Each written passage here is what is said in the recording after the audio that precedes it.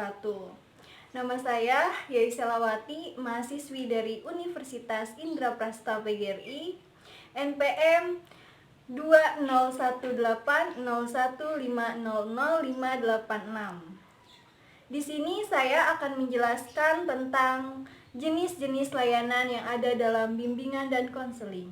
Tetapi yang akan saya jelaskan hanya 4 saja, yaitu layanan konsultasi, layanan mediasi, layanan advokasi, dan layanan penempatan dan penyaluran. Baiklah, di sini saya akan menjelaskan yaitu layanan konsultasi terlebih dahulu.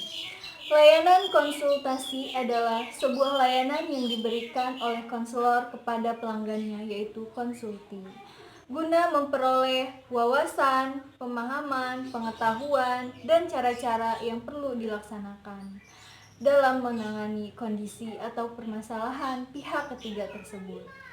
Biasanya, layanan konsultasi dilakukan secara tatap muka antar konselor dengan konsulti.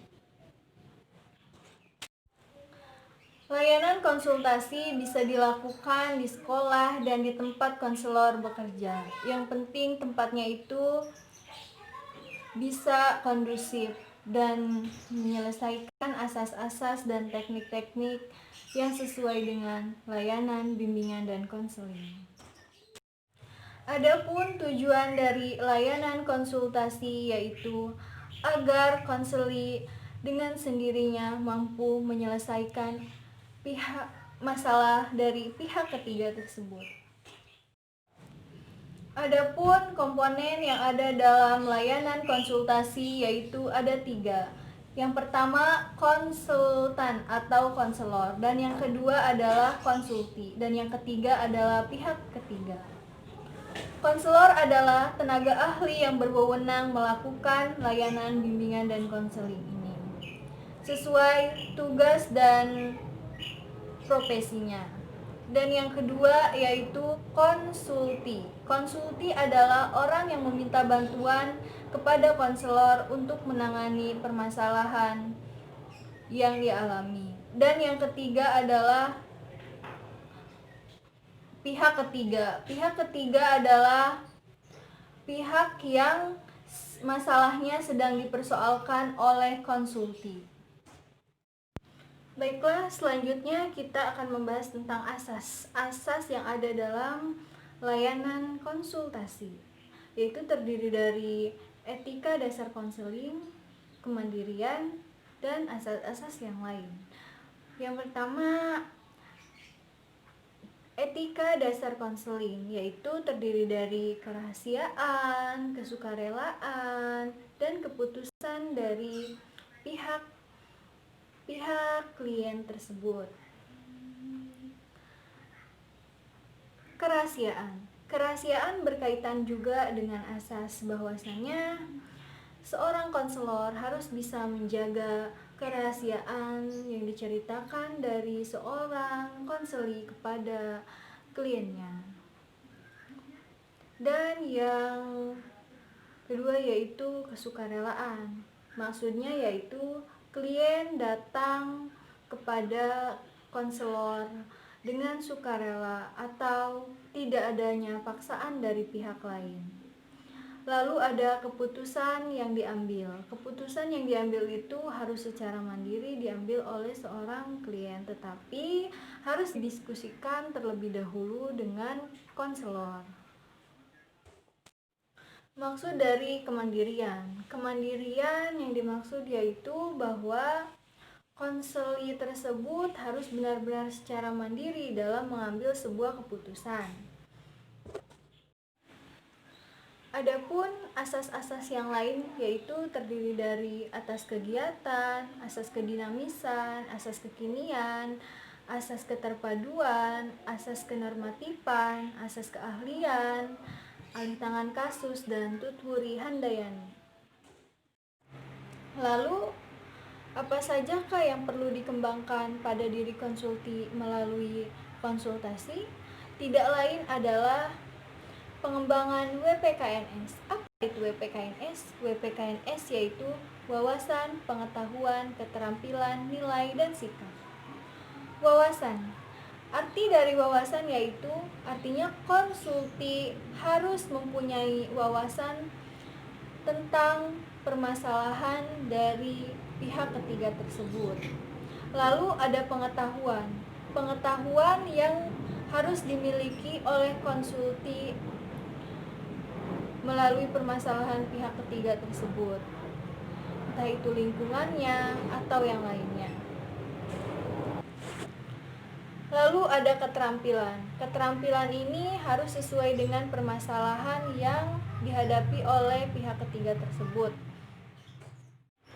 Lalu ada nilai. Nilai yang perlu dikembangkan yaitu nilai moral, nilai sosial, dan lain-lain. Itu harus dikembangkan karena kita adalah makhluk sosial yang harus menerapkan nilai-nilai yang berlaku. Lalu ada sikap. Sikap harus atau perlu dikembangkan dalam layanan konsultasi ini. Dengan nilai dan sikap dengan nilai yang sikap yang baik dan positif akan menimbulkan sesuatu hal yang positif pula. Lalu dalam layanan konsultasi juga ada teknik, yaitu teknik umum dan teknik khusus. Teknik umumnya yaitu seperti menerima terhadap klien dan posisi duduknya, lalu ada penstrukturan, lalu ada ajakan untuk berbicara.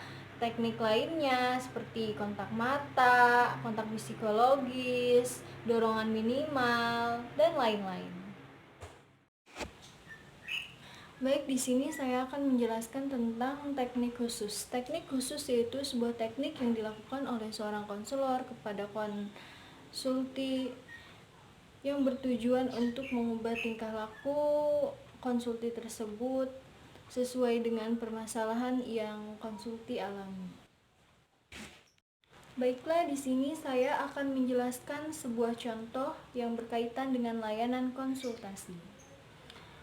Peserta didik yang mengalami masalah dalam menentukan jurusan IPA atau IPS yang akan diambil atau dipilihnya, ia menemui seorang konselor untuk berkonsultasi tentang masalahnya tersebut. Pada masalah yang dialami peserta didik, konselor diberikan layanan konsultasi, yang nantinya peserta didik akan diberikan pemahaman, wawasan guna memperoleh informasi. Nah, caranya dengan menjelaskan kepada peserta didik tentang kelemahan dan kelebihan dan juga peluang kerja yang dimiliki masing-masing jurusan. Lalu, konselor akan menjelaskan jurusan IPA itu kelebihannya. Misalkan, ada anggapan kalau murid IPA selalu bisa beradaptasi dengan pelajaran IPA dengan mudah.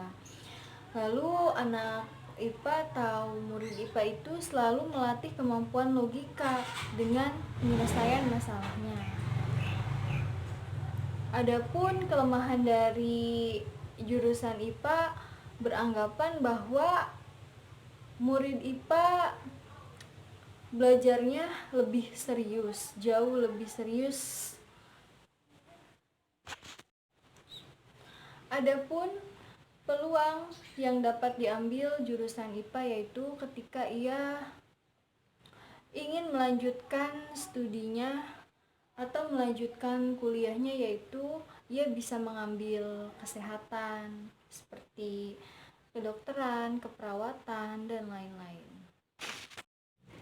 Lalu konselor akan menjelaskan tentang jurusan IPS.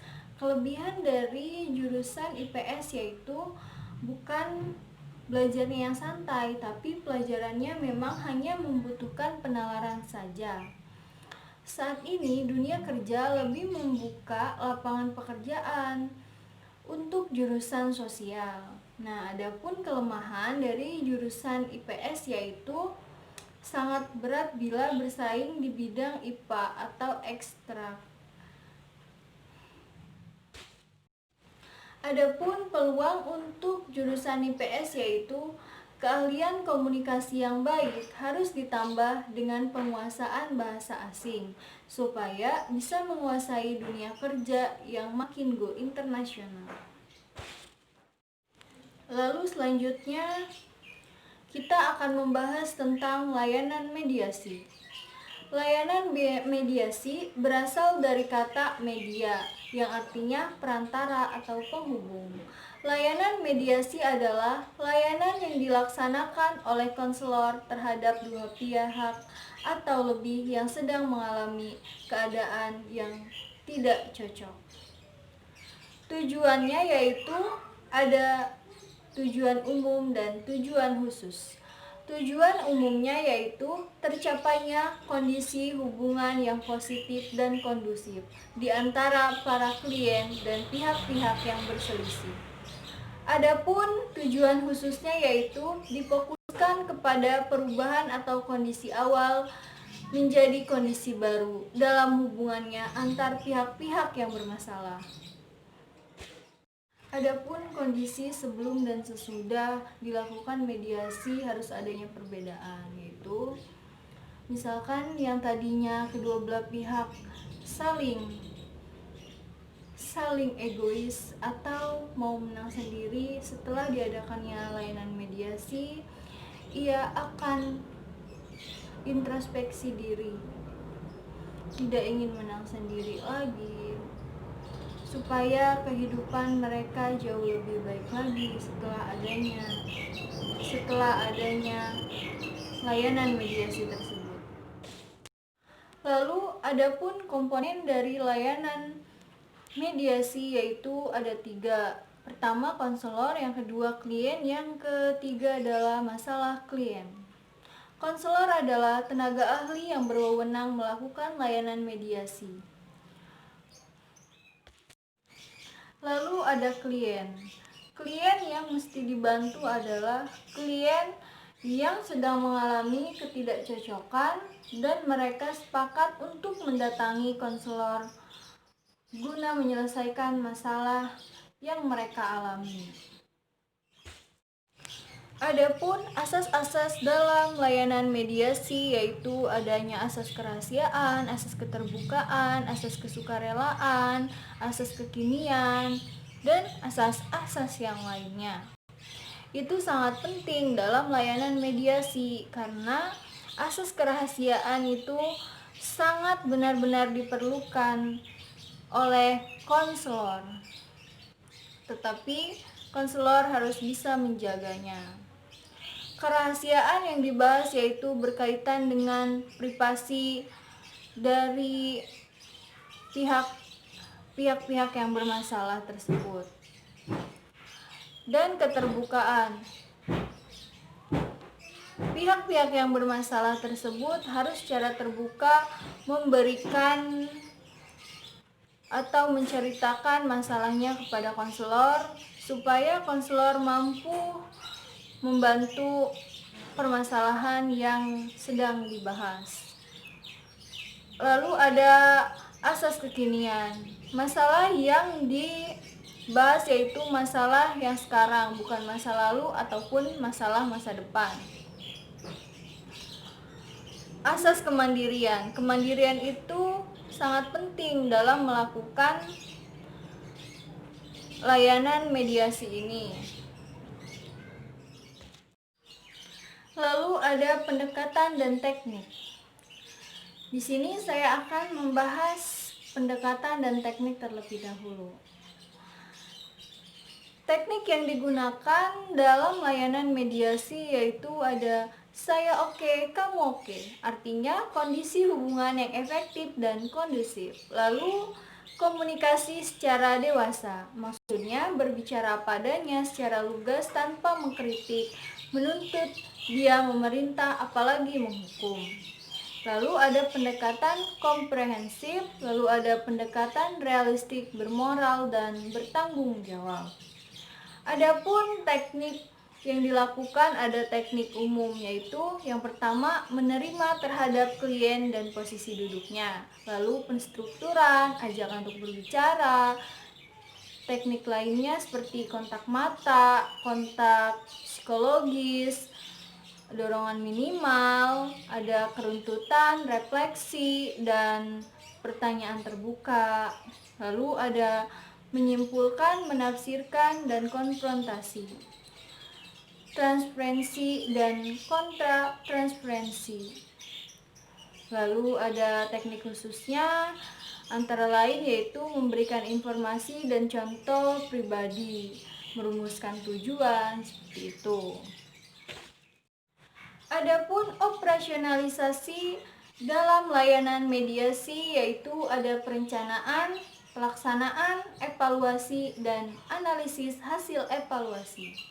Perencanaan, identifikasi pihak-pihak yang akan menjadi peserta layanan mediasi, mengatur pertemuan dengan peserta layanan, menetapkan fasilitas layanan, dan menyiapkan kelengkapan administrasi.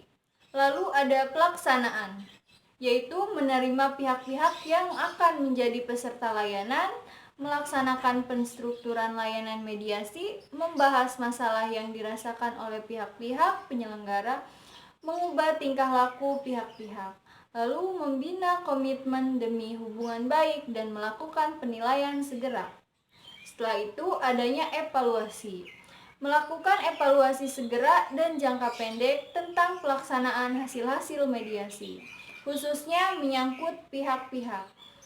Lalu ada analisis hasil evaluasi, yaitu menafsirkan hasil evaluasi dan kaitannya dengan keruntutan penyelesaian masalah yang dialami oleh pihak-pihak yang mengikuti layanan mediasi. Lalu setelah itu ada tindak lanjut. Tindak lanjut yang dimaksud yaitu menyelenggarakan layanan mediasi lanjutan untuk membicarakan hasil evaluasi dan memantapkan upaya perdamaian antara pihak-pihak. Lalu yang terakhir ada laporannya. Membicarakan laporan yang diperlukan oleh pihak-pihak peserta layanan dan mendokumentasikan laporan layanan tersebut.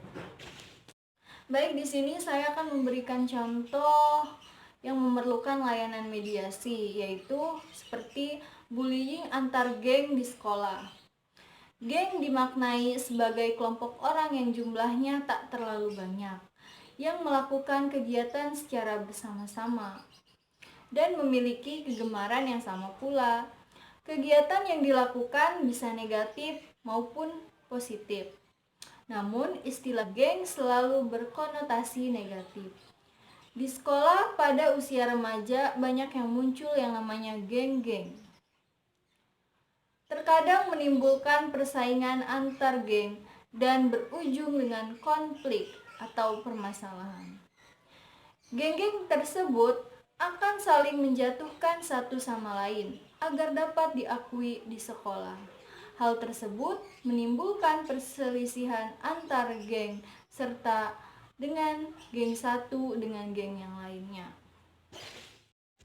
Lalu layanan yang ketiga yaitu layanan advokasi. Layanan advokasi adalah layanan BK yang membantu peserta didik untuk memperoleh kembali hak-hak dirinya yang tercederai. Baiklah, di sini saya akan menjelaskan tentang tujuan umum dari layanan advokasi, yaitu mengentaskan klien dari suasana yang menghimpit dirinya, sehingga hak-hak yang hendak dilaksanakan terhambat dan terkekang, sehingga keberadaan kehidupannya dan perkembangannya khususnya dalam bidang pendidikan menjadi tidak lancar, terganggu, bahkan terhenti atau terputus. Adapun tujuan khusus dari layanan advokasi yaitu membebaskan klien dari cengkraman pihak tertentu yang membatasi sehingga masalah klien dapat teratasi. Adapun komponen yang ada dalam layanan advokasi yaitu ada 3. Yang pertama konselor, dan yang kedua korban pelanggaran hak, dan yang ketiga pihak-pihak yang terkait. Konselor Konselor sebagai pelaksana layanan advokasi dituntut untuk mampu berkomunikasi, melobi, dan mengambil manfaat yang sebesar-besarnya dari hubungan dengan pihak-pihak terkait dengan juga pengelola kondisi dan materi secara optimal. WPKNS, wawasan, pengetahuan, keterampilan, nilai, dan sikap yang ada pada diri konselor harus luas dan memadai terkait dengan pelanggaran hak klien yang dilayani oleh pihak tersebut. Yang kedua yaitu korban pelanggaran hak. Korban pelanggaran hak merupakan individu atau klien yang menjadi bintang dalam layanan advokasi. Lalu yang ketiga yaitu pihak-pihak terkait. Pihak terkait pertama adalah individu yang memiliki kewenangan untuk mempengaruhi terimplementasikannya hak klien. Lalu ada strategi BMB 3. Dalam hubungan dengan pihak-pihak terkait, konselor mengembangkan suasana BMB 3. Apa itu BMB 3? Yaitu berpikir, merasa, bersikap, bertindak, dan bertanggung jawab demi terpecahkannya sebuah permasalahan klien dan diperolehnya solusi yang terbaik sehingga klien kembali memperoleh hak-haknya. Lalu ada teknik dalam layanan advokasi, yaitu terdiri dari teknik wawancara, diskusi, dan mempertimbangkan bersama pada umumnya dipakai dalam hubungan dengan pihak-pihak yang terkait. Lalu ada studi dokumen ataupun data aktual berkenaan dengan kondisi klien dan hal-hal yang berkaitan dengan permasalahan hak dan implementasinya. Lalu ada solusi tentang pengembalian hak klien yang diambil dari pihak berkewenangan dapat dengan diberlakukannya secara bertingkat ataupun atas hasil musyawarah dengan pihak-pihak yang terkait. Waktu dan tempat. Waktu dan tempat kegiatan layanan advokasi bervariasi, disesuaikan dengan kedudukan pihak yang terkait dan kesempatan yang tepat bagi konselor melaksanakan tugasnya. Baiklah, selanjutnya saya akan menjelaskan tentang karakteristik kegiatan pendukung dalam layanan advokasi, yaitu diantaranya ada aplikasi instrumentasi dan himpunan data, lalu ada konferensi kasus, lalu ada kunjungan rumah, ada tampilan perpustakaan, lalu ada alih tangan kasus. Yang pertama yaitu aplikasi instrumentasi dan himpunan data. Data yang diperoleh dari aplikasi instrumentasi dan himpunan data memberikan data kepada konselor yang berguna untuk memperkuat layanan advokasi. Lalu, yang kedua yaitu konferensi kasus. Dalam layanan advokasi dapat diselenggarakan konferensi kasus untuk membicarakan secara lebih terkoordinasi masalah klien dengan mengikutsertakan pihak-pihak yang terkait. Lalu, setelah itu ada kunjungan rumah. Kunjungan rumah dilaksanakan terutama terhadap keluarga klien untuk memperoleh informasi yang lebih lengkap terhadap klien dan lingkungannya. Lalu ada tampilan kepustakaan. Tampilan kepustakaan untuk melengkapi informasi tentang hubungan klien, khususnya yang sedang menjadi fokus masalahnya. Lalu ada alih tangan kasus. Alih tangan kasus dilaksanakan terarah kepada ahli selain konselor terhadap permasalahan klien agar masalah klien itu terlaksana lebih tuntas. Lalu selanjutnya ada operasionalisasi layanan yang terdiri dari perencanaan, pengorganisasian, pengorganisasian unsur-unsur dan sarana layanan, lalu ada pelaksanaan layanan, lalu ada penilaian, yang terakhir yaitu tindak lanjut. Lalu selanjutnya kita akan membahas tentang layanan penempatan dan penyaluran. Layanan penempatan adalah suatu kegiatan bimbingan yang dilakukan untuk membantu individu atau kelompok yang mengalami mismatch atau ketidaksesuaian antara potensi dengan usaha pengembangan dan penempatan individu pada lingkungan yang cocok bagi dirinya, serta memberikan kesempatan kepada individu untuk mengembangkan secara optimal. Adapun tujuan layanan penempatan dan penyaluran yaitu ada tujuan umum dan tujuan khususnya. Adapun tujuan umum dari layanan penempatan dan penyaluran adalah diperolehnya tempat yang sesuai bagi individu untuk mengembangkan potensi dirinya. Lalu adapun tujuan khusus dari penempatan dan penyaluran yaitu untuk mencapai kematangan dalam memilih karir dengan cara memasuki jurusan yang sesuai dengan cita-cita masa depannya. Lalu, untuk mencapai kematangan dalam memilih karir dengan cara mengenal makna kerja sebagai pengalaman hidup.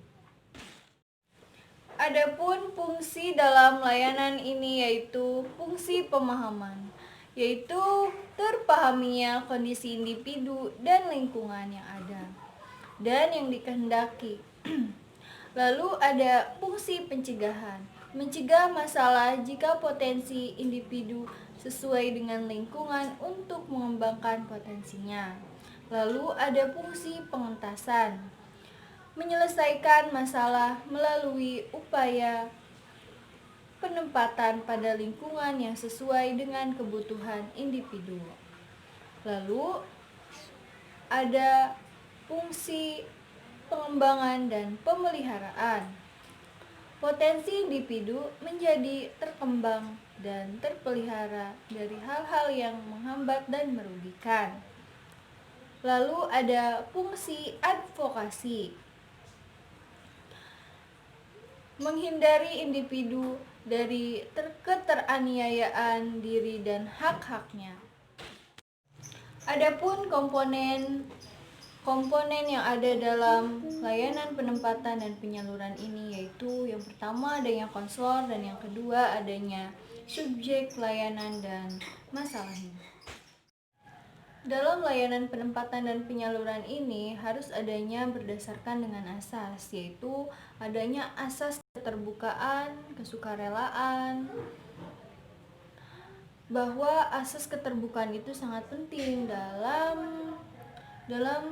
penempatan dan penyaluran, supaya kita sebagai konselor tahu tentang minat bakat dia itu apa, supaya kita dengan mudah menyalurkan sesuai dengan hobi atau cita-cita yang klien inginkan.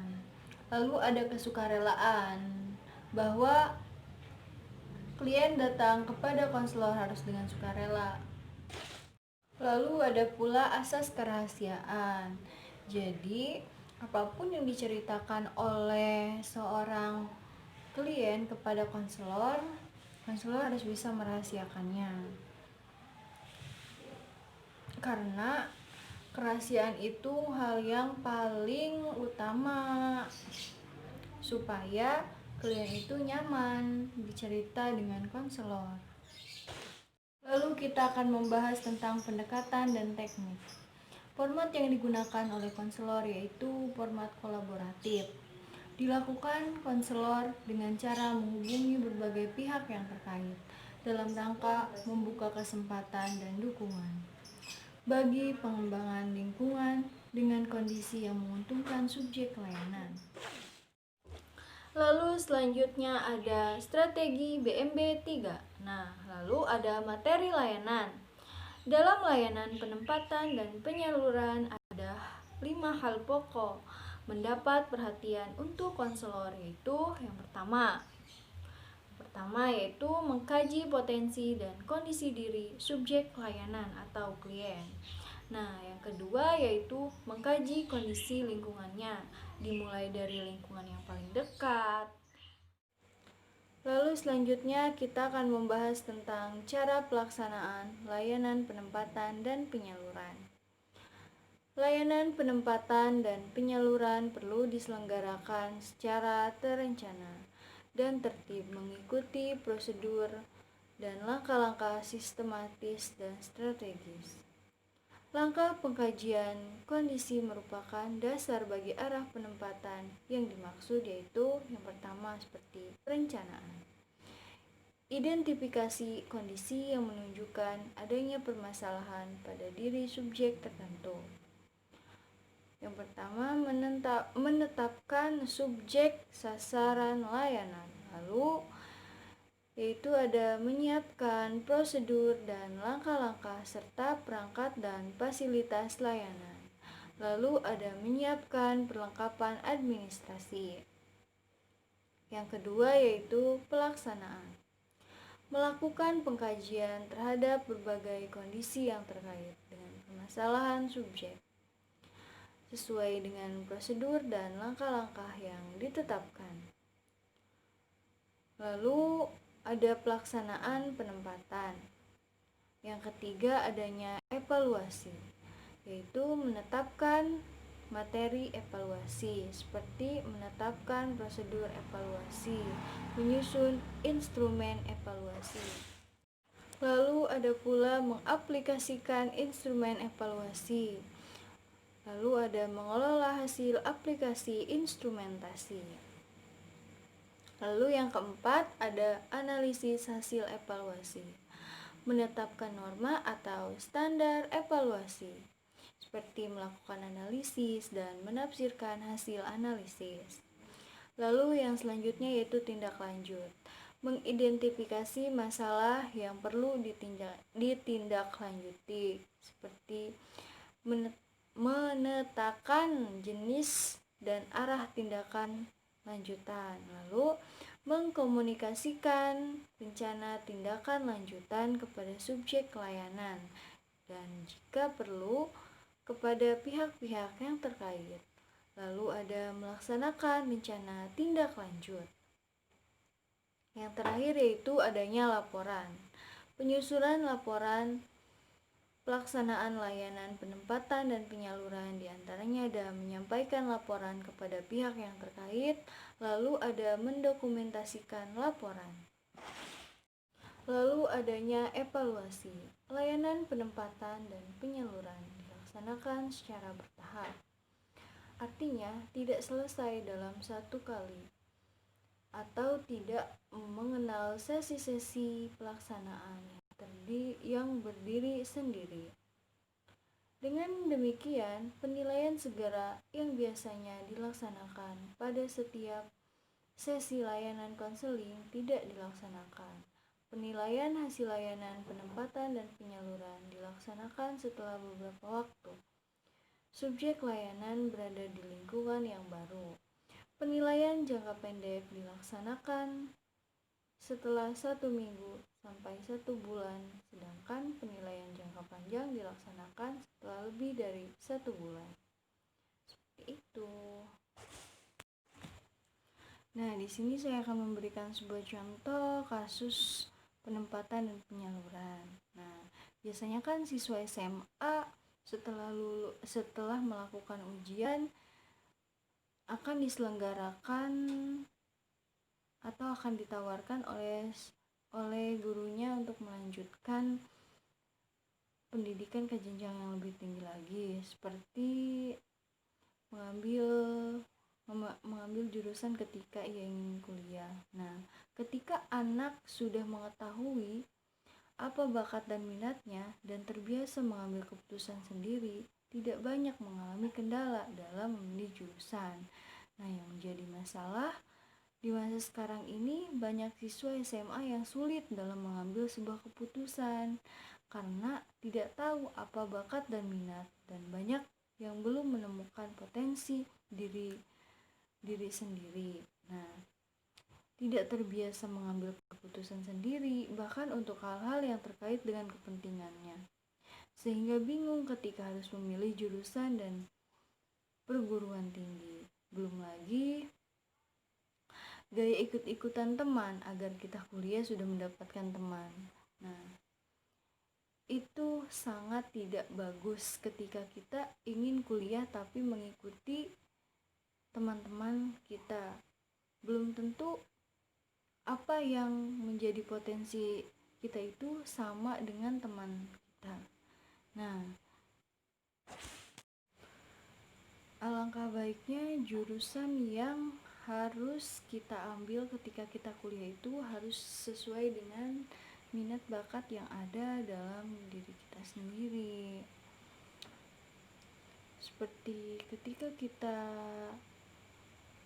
ketika kemampuan kita dalam bidang olahraga, nah jurusan yang akan kita ambil kuliahnya yaitu seperti guru olahraga dan lain-lain, supaya kita menjalani kuliahnya juga dengan enjoy. Nah, ketika kita belum tahu bakat minat kita harus cari tahu dulu. Kita datanglah ke seorang psikolog atau konselor. Kita berkonsultasi kepada beliau. Nanti seorang psikolog juga akan memberikan sebuah tes instrumentasi.